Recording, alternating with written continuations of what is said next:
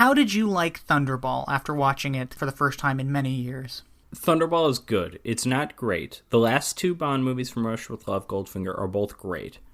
This one, it has its problems. I think on a filmmaking level, it's possibly the most impressive Bond movie up to that point. I'm just thinking all the underwater stuff, how difficult that must have been to pull off.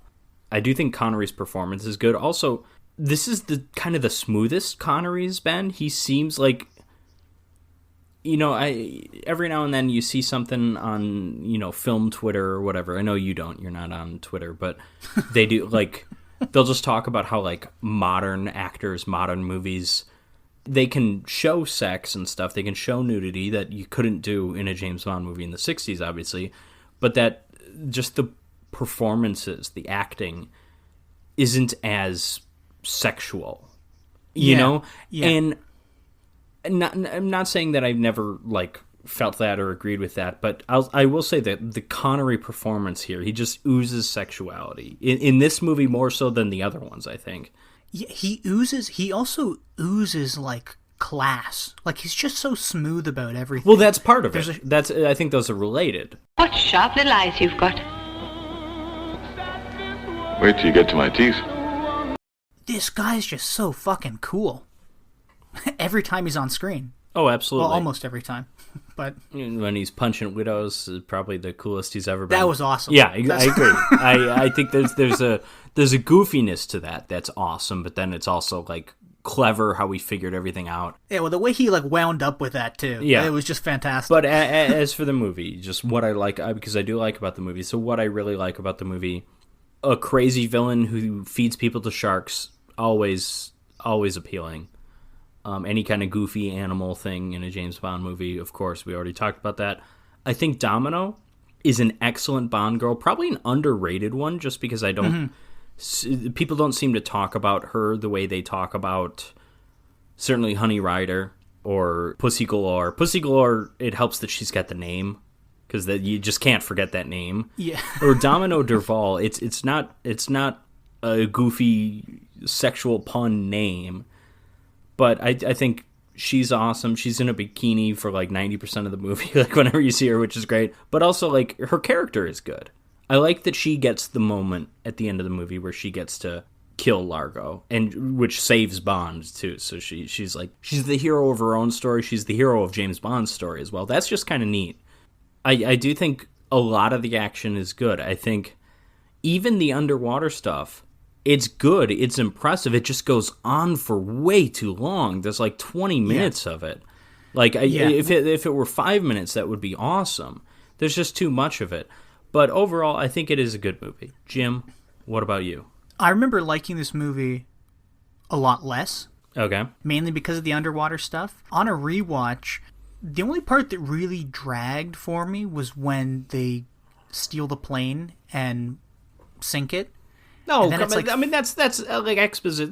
That doesn't drag. That's the movie. That's the plot. They need but they're like 15 minutes underwater, pulling a cover over the plane and, like, taking the bombs out, and it's like, okay. See, okay, I guess I don't remember that being distractingly long or whatever, but whatever. Kind of aping off what you were saying, Sean Connery's acting in this movie was great. He looked, and again, like, just him oozing that charisma and charm throughout the movie really kind of sold you on this sexy super spy.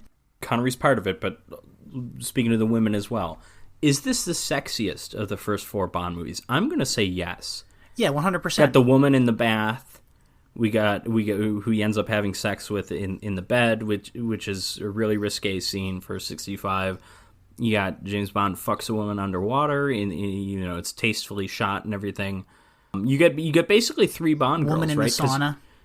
The sauna. No, you get four Bond girls because you got the masseuse, you got the CIA agent who we didn't spend much time talking about. Mm-hmm. Martine Beswick, I believe, is the actress's name. I think it's Molly Peters is the actress who's the masseuse.